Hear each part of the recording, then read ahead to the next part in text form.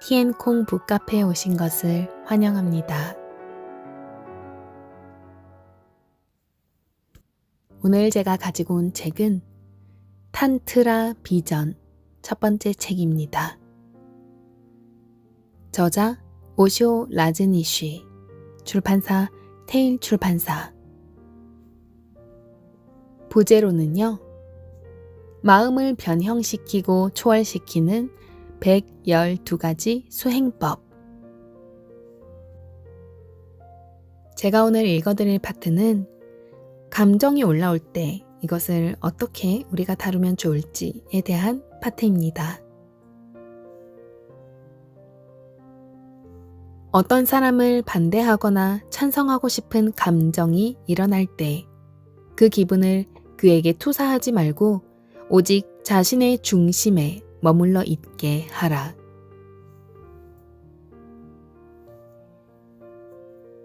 만약 누군가에 대해 증오나 반대 감정이 일어난다면, 혹은 사랑의 감정이 일어나면 그때 무엇을 어떻게 하는가? 우리는 그 감정을 그 사람에게 투사한다.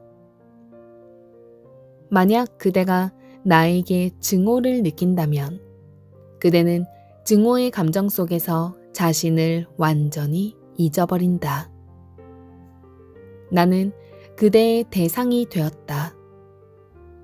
그때 그대는 사랑이든 미움이든 무슨 감정이든지 나에게 투사한다. 하지만 경전에서는 말한다. 그대가 무슨 감정을 느끼든지 그것을 다른 사람에게 투사하지 말라고 말이다. 기억하라. 그대는 그런 감정의 원천이다. 예를 들어 내가 그대를 사랑할 때 대개의 사람들은 그대가 내 사랑의 원천이라고 느낀다. 하지만 그렇지 않다. 전혀 반대이다. 내 감정의 원천은 바로 나 자신이다. 그대는 그저 영사막에 불과할 뿐이다. 내 감정을 투사하는 스크린인 것이다. 그대는 사랑의 감정을 타인에게 투사하면서 당신이야말로 내 사랑의 원천이다 라고 말하고 있다. 이것은 사실이 아니다. 이것은 허구이다. 그대는 그대 자신의 사랑 에너지를 끌어올려 상대에게 투사하는 것이다. 그때 상대방은 그대의 눈에 아름답게 보인다. 만약 그대 사랑의 근원이 그대의 연인에게 있다면 그때는 그대뿐만 아니라 이 세상 모든 사람들이 그대의 연인을 사랑해야 한다.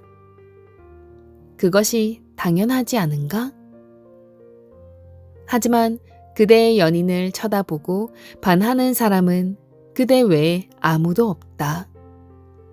이게 무슨 일인가?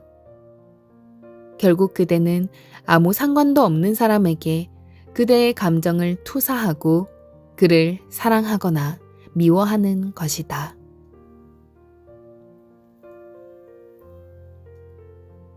그래서 밀월이라는 것이 있기 마련이다. 그때 달은 꿀처럼 달게 느껴진다. 그 달빛을 받은 온 세상이 다르게 보인다. 놀라운 밤이다. 기적적인 밤이다. 하지만 그것은 그대에게만 그러하다. 이웃집 사람에게 물어보라. 달이 그토록 황홀하고 아름다운지 말이다. 달은 변하지 않았다. 그대의 마음이 변한 것이다. 달은 그저 그대의 감정이 투사되는 영사막일 뿐이다. 경전에서는 말한다. 그대가 어떤 기분을 느낄 때 그것을 타인에게 투사하지 말라고. 오직 그대의 중심에 자리 잡고 거기에서 머무르라고 말이다. 기억하라. 그대 자신이 그 감정의 원천이다. 다른 곳으로 가지 말고 근원으로 가라. 그대가 증오를 느낄 때 대상으로 눈길을 던지지 말라. 증오가 생겨나는 그 점으로 돌아가라. 그것은 그대 속에 있다. 그대의 증오나 사랑, 분노 등의 감정을 근원에 이르는 내면의 여행으로 삼으라.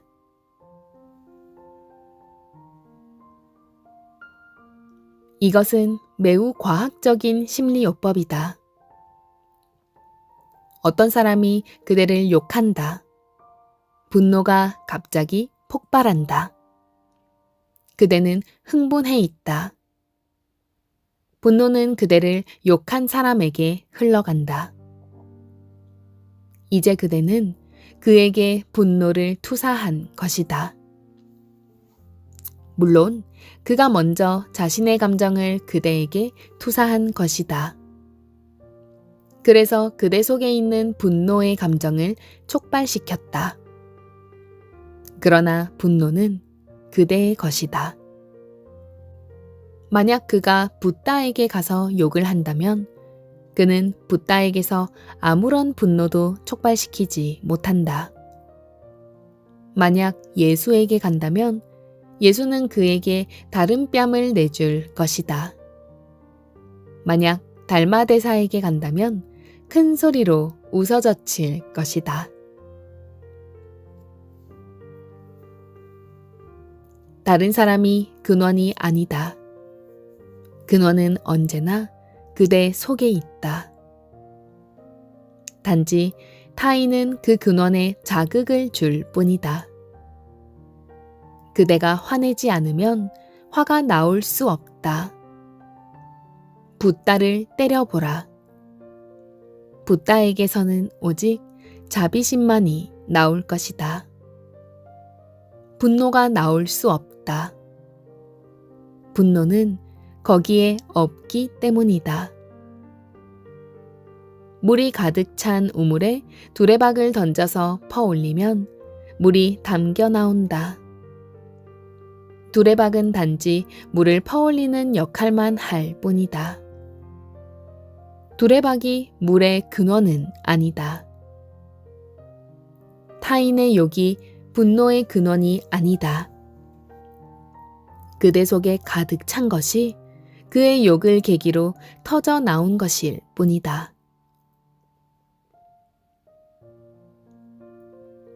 이 방편을 수행하기 위해서는 이 점을 기억해야 한다. 그대는 다른 사람에게 투사하는 모든 감정의 근원이라는 사실을 말이다. 어떤 사람에 대해서 반대나 증오의 감정이 생길 때 즉시 그대의 중심으로 향하라. 상대방은 그대에게 자신의 감정을 인식할 수 있는 기회를 준 것이다. 그때 그대는 외부로 향할 것이 아니라 내면으로 들어가야 한다. 내면으로 들어가면 그대는 감정의 원인을 발견하게 될 것이다.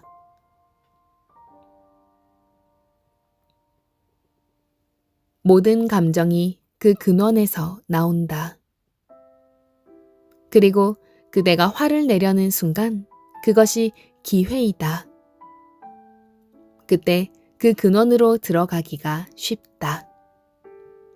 왜냐하면 그대가 화를 내는 순간 그대는 뜨겁다. 열을 받은 것이다. 그러면 뜨거운 통로를 따라 내면으로 들어가면서 시원한 점을 만나게 될 것이다.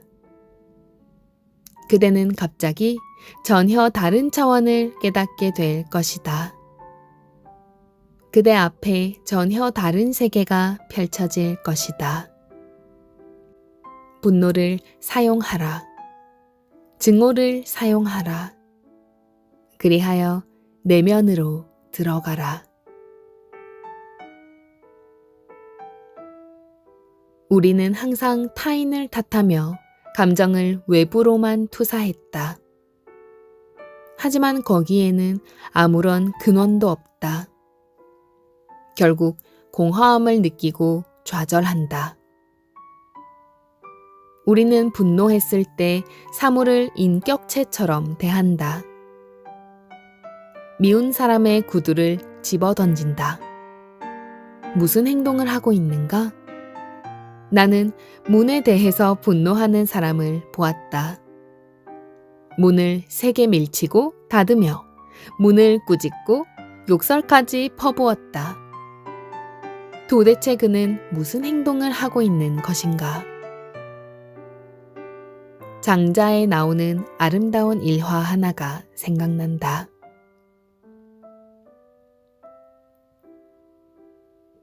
장자는 강가에 홀로 나룻배를 타고 명상에 잠기곤 했다. 어느 날 그는 여느 때처럼 눈을 감고 배 위에 앉아서 한참을 명상에 잠겨 있었다. 그런데 어떤 배가 그의 배를 부딪혀 왔다. 장자는 화가 불쑥 치밀었다. 그는 눈을 감고 생각했다. 이 사람은 무례한 사람이다. 내가 눈을 감고 명상을 하고 있는데 어떻게 나의 배에 일부러 충돌한단 말인가? 그는 화를 내면서 눈을 떴다. 그리고 배를 보면서 막 소리를 치려고 했다. 그런데 그 순간 그 배는 비어 있었다. 아무도 타지 않은 빈 배였다. 그저 강물을 따라 그냥 떠내려 온 것이다. 순간 장자는 부끄러움을 느꼈다. 그대가 빈 배를 향해 화를 낸다면 그대는 분명히 미친 사람이다. 후에 장자는 그의 제자들에게 이렇게 말했다. 그때 나는 눈을 감았다. 분노가 거기에 있었다. 나는 분노와 함께 그냥 떠내려갔다. 그리하여 빈 배 때문에 나는 근원에 이를 수 있었다. 캄캄한 밤중을 헤매던 나는 내면의 빛에 도달하게 되었다. 빈 배는 나의 깨달음이 되었다. 나의 스승이 되었다. 이제 어떤 사람이 나를 욕한다면 나는 웃을 것이다. 나는 그 배는 빈 배라고 말할 것이다. 나는 눈을 감고 내면으로 들어갈 것이다. 이 방편을 이용하라. 그대에게 기적을 일으킬 것이다.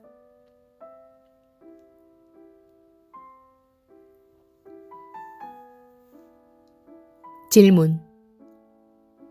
당신께서 강의하신 마지막 방편에서 감정을 타인에게 투사하지 말라고 했는데 그러면 자신의 분노나 증오감을 억누른다고 느껴집니다. 자신의 감정을 억누르지 않고 자유롭게 이 방편을 수행할 수 있는 방법이 있는지 명확하게 설명해 주십시오.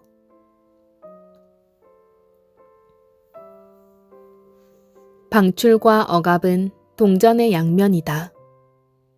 그것들은 서로 정반대의 것으로 보이지만 사실 하나도 다르지 않다. 감정을 방출하는 것이나 감정을 억누르는 것은 둘 다 다른 사람이 중심이 되어 있다.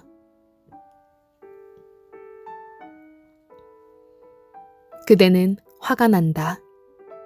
그대는 화를 억누른다. 혹은 그대는 화를 방출한다. 다시 그대는 화를 억누른다.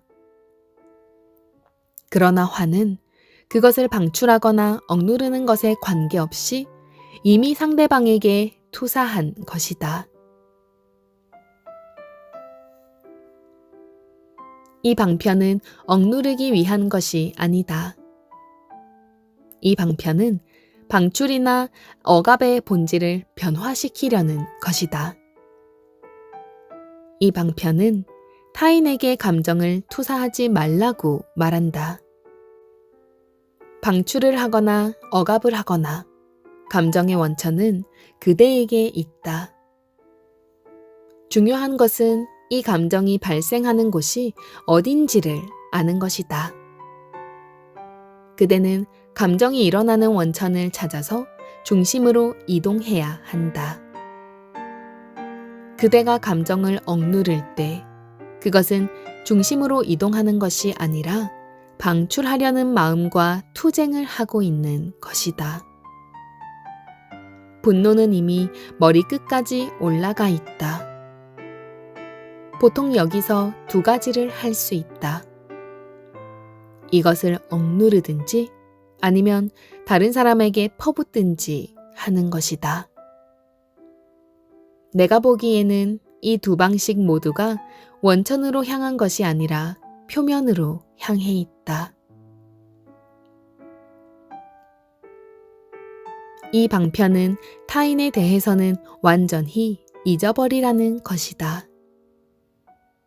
그대의 분노 에너지가 일어나고 원천을 찾아 다시 그대 속으로 들어가 보는 과정을 지켜보는 것이다. 분노에 대해서 뭔가를 하려고 하지 말라. 기억하라. 분노를 터뜨리는 것은 그대가 분노에 대해서 뭔가를 한 것이다. 억압 역시 분노에 대해서 뭔가를 했다. 분노에 대해서 아무것도 하지 말라. 그것을 붙잡지 말라. 단지 하나의 길로 사용하라. 분노를 따라 들어가면 분노가 나온 원천에 이를 것이다. 그대가 그 원천을 발견하는 순간 중심에 이르는 것은 매우 쉽다. 따라서 분노는 이용되어야 하는 것이다. 그것은 원천을 찾는 길이 되는 것이다. 다른 감정들도 마찬가지다. 억압하면 그때는 원천을 찾을 수가 없다. 잠시 동안은 억압이 통할지도 모른다. 하지만 곧 그것은 폭발할 것이다. 터져 나오는 에너지와 싸울 수가 없기 때문이다. 물론 그대는 A라고 방출하지 않고 B나 C로 방출할 수 있다. 그대보다 약한 사람을 만나면 그대는 힘으로 방출할 것이다. 그대가 그것을 방출하지 않는 한 그대는 긴장을 풀지 못하고 계속 중압감을 느낀다.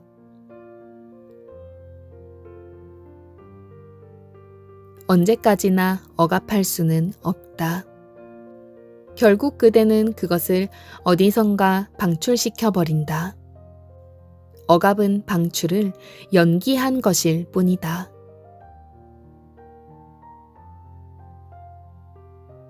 그대는 그대의 상사에게 화가 난다. 하지만 그대는 그것을 표현할 수가 없다. 그것은 경제적이지 못하다. 그대는 참아야 한다. 그대의 아내나 아이들에게 풀 수 있을 때까지 기다려야 한다. 그리고 집에 도착하는 순간 그대는 트집을 잡아야 한다. 인간은 합리적인 동물이기 때문이다. 그래서 화를 낼 이유를 잡게 되면 그것이 아무리 사소한 것이라도 상관없다. 이제 그대는 화를 방출시킬 정당한 이유가 있는 것이다. 그리고 마음껏 화를 낸다. 억압은 미루는 것일 뿐이다. 그대는 몇 달 혹은 몇 년을 연기시킬 수 있다. 아는 사람은 이렇게 말한다. 몇 생애를 연기할 수 있다고 말이다. 그러나 이 방편은 억압이나 방출과는 전혀 상관이 없다. 이 방편은 그대의 기분, 그대의 에너지, 그대의 감정을 그대의 내면으로 들어가는 길잡이로 이용하는 것이다.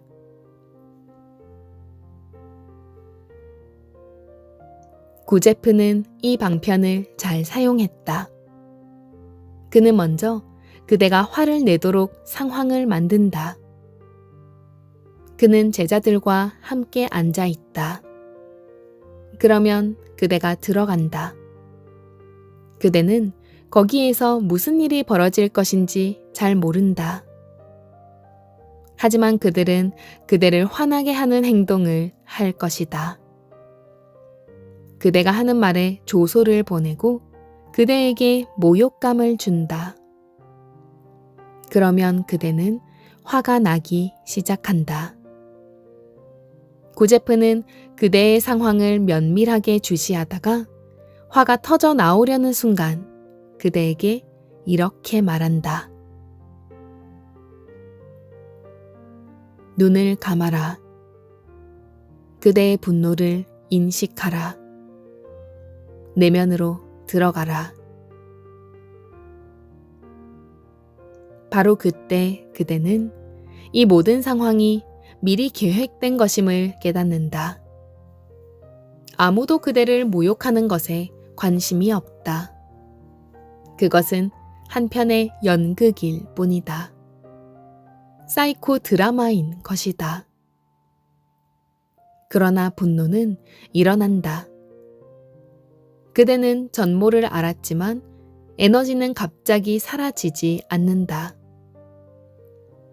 이제 그대는 원천으로 떨어지는 에너지와 함께 내려갈 수 있다. 이 에너지는 그대로 하여금 그것이 어디에서 나왔는지 가르쳐 줄 것이다. 이것은 명상의 가장 성공적인 방법 중에 하나다.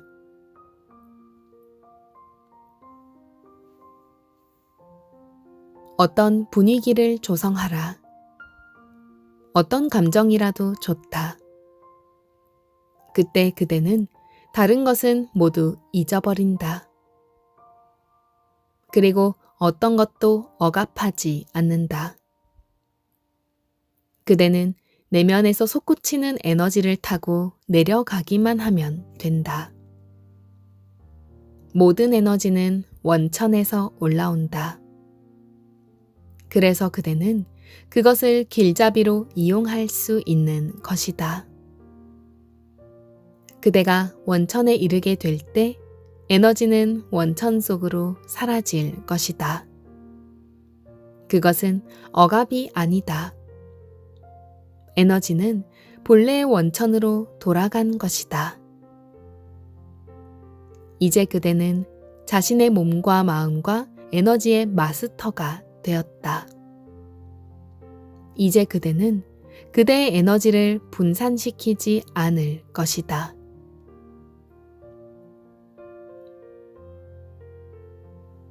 한번 그 원리를 알게 되면 어떤 억압이나 방출도 필요 없다. 지금 이 순간에 그대는 화나지 않았다. 그런데 내가 무슨 말을 하면 그대는 화를 낸다. 그때 이 에너지는 어디에서 나오는가? 바로 조금 전에는 그대가 화를 내지 않았다. 그러나 에너지는 그대 안에 있다. 이 에너지가 다시 원천으로 내려갈 수만 있다면 그대 역시 조금 전의 순간으로 되돌아갈 수 있다.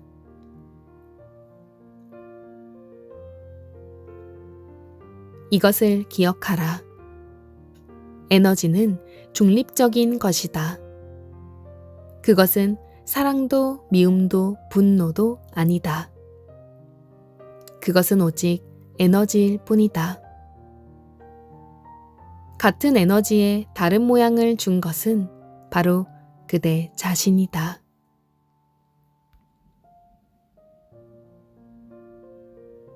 심리학자들은 억압하는 것보다 방출하는 것이 훨씬 건강에 좋다고 말한다. 그러나 나는 말한다.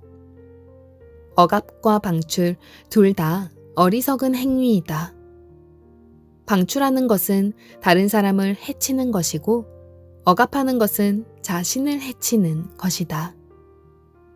나는 말한다. 차라리 근원으로 돌아가라고.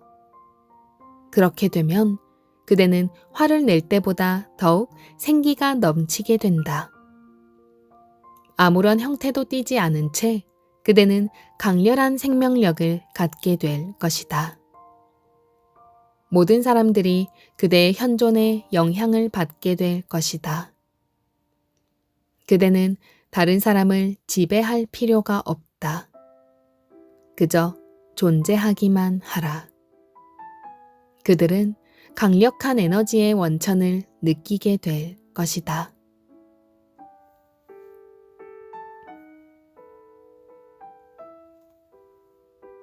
네, 오늘의 책 탄트라 비전은 여기까지 읽어봐 드리도록 하겠습니다. 이번에도 역시 제가 최근에 가장 관심이 많은 감정 다루기에 대한 내용만 쏙 뽑아서 읽어봐 드렸어요. 감정을 억압하거나 방출하는 거, 우리 대부분 그렇게 살아왔죠.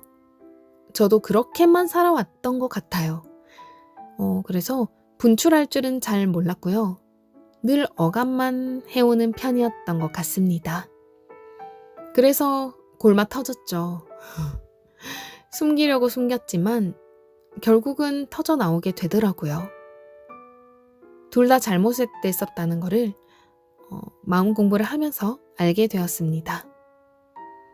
그리고 어떤 분들은 이 내면화의 작업, 억압된 감정을 풀어주는 작업을 위해서 차라리 화를 내라고 한다던가 화내는 게 더 나은 방식이라던가 여기도 적혀 있듯이 아니면 무슨 쿠션을 때린다던가 아니면 종이에다가 막 욕을 쓰고 찍고 그런다던가 물론 쿠션을 때리고 종이에 뭔가를 써내려가고 이런 것들은 굉장히 안전한 방법이라서 저는 좀 나쁘지 않다고 생각합니다.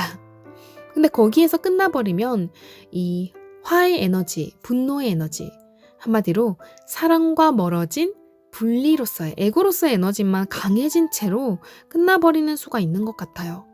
상대를 해치는 생각, 그 에너지를 발산한 이후에 끝나버리면 좀 곤란해지죠. 수습을 해야 될 거 아니에요. 그 에너지가 어디로 가겠어요? 누가 가장 그 에너지를 많이 느꼈나요? 공격하는 그런 에너지 있잖아요. 그게 다 자기한테 있는 거잖아요. 남은 없어요. 나만 손해라는 거죠. 내 몸을 망가뜨리는 행동이 될 뿐이라는 거죠. 심지어 누군가를 앞에 두고 그렇게 한다면 욕을 하고 때리고 소리 지르고 화를 낸다면 그 말이 나온 내 입, 내 귀가 가장 가깝잖아요. 그 에너지를 가장 많이 받는 사람도 가장 가까운 사람도 나의 몸이니까요. 나한테 가장 손해고요. 그 다음으로 들은 사람조차도 또 기분이 나빠지고 이거는 너도 나쁘고 나도 나쁘고 나도 안 좋고 남도 안 좋은 비합리적인 현명하지 못한 판단이라는 생각이 듭니다.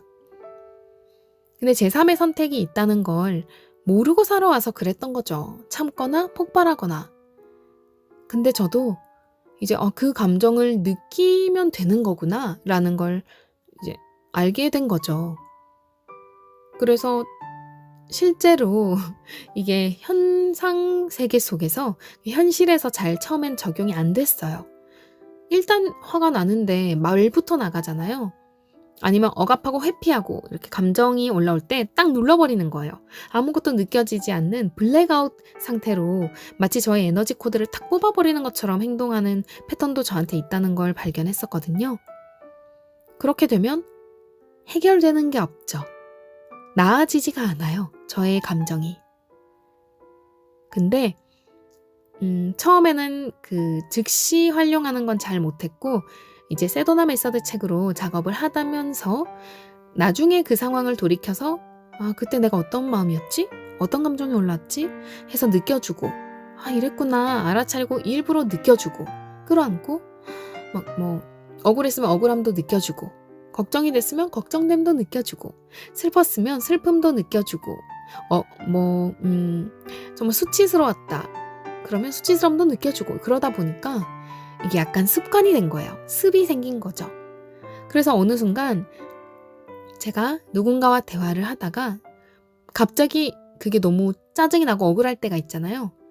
그러면 생각 패턴이 막 돌아가요. 아니, 내가 왜 저런 말을 들어야 되지? 나는 지금 방금 이러이러했고 나는 그래서 이렇게 했는데 왜 저 사람은 나한테 이런 말을 하는 거야? 하고 저 사람을 탓하는 막 그 생각의 회로가 마구잡이로 핑핑핑핑 돌아가거든요. 근데 갑자기 그걸 딱 알아차리는 거예요. 그게 몇 초 안에 순식간에 아차, 지금 내가 느끼는 감정은 이렇게 되는 거예요. 상대방이 방금 전에 던진 그 짜증나는 말 한마디에 반응하기 전에 그냥 대답을 안 하고 대답은 이따 패스하는 거예요. 일단 모르겠고 나는 내 감정이 가장 중요해. 그러니까 나의 느낌부터 좀 느껴주겠어. 이렇게 그게 내 속으로 되더라니까요. 길을 걷고 있는데도 불구하고 말이죠. 대화하는 중간에 말이에요. 그래서 아, 나 지금 되게 억울하구나. 왜? 난 이러이러 했는데 저 사람이 이렇게 말하니까. 그러니까 난 얼마나 억울해. 맞아 억울할만해. 억울할만 하지. 그래 나야. 되게 억울하겠다. 너무 억울해. 막 이걸 속으로 느끼는 거예요. 아, 억울하구나. 억울하다. 진짜 억울하네. 그래 억울함 내가 실컷 한번 느껴주자. 이렇게 되는 거죠. 억울함을 느껴주자라고 하는 순간 내가 그 억울함과 하나가 돼 있을까요? 안 돼 있을까요? 내가 억울함이라는 걸 느껴주겠다고 이미 분리된 거죠. 나는 억울함이 아닌 거예요. 근데 내가 얘를 한번 느껴줄게 하고 끌어당기는 거죠. 그러니까 나는 이미 얘가 아닌 거예요. 관찰자로서, 참나로서, 나는 근원으로서, 여기서 말하는 근원, 본원이라고 했나? 근원. 그게 바로 사랑이잖아요. 사랑의 상태예요. 모든 것을 수용하는 상태예요. 난 이 억울함이란 감정을 수용해버리는 거예요. 그럼으로써 끌어안는 거죠. 큰 나가 됨으로써 이 감정에 휘둘리지 않는 거예요. 느껴주면 흘려나가집니다. 에너지는 흐르기 때문에 들어온 에너지를 억압해서 탁 가둬놓거나 밖으로 빵 터뜨리거나 이렇게 되면 계속 이거는 쌓여서 커져만 가는 거예요. 그러니까 증폭시키는 거죠. 그러지 않고 느껴주면 점점 작아지면서 다른 에너지로 변하면서 흘러나가는 거죠. 이 작업을 오래 걸려요. 오래 걸리고 제가 방금 이렇게 됐다는 것도 늘 되는 게 아니에요. 간간히 처음엔 아예 안 되다가 이제는 가끔씩 되네? 되는 내가 되게 재밌는 거예요. 그러면 이 내면에서 일어나는 것들이 나한테 훨씬 더 중요해지고요.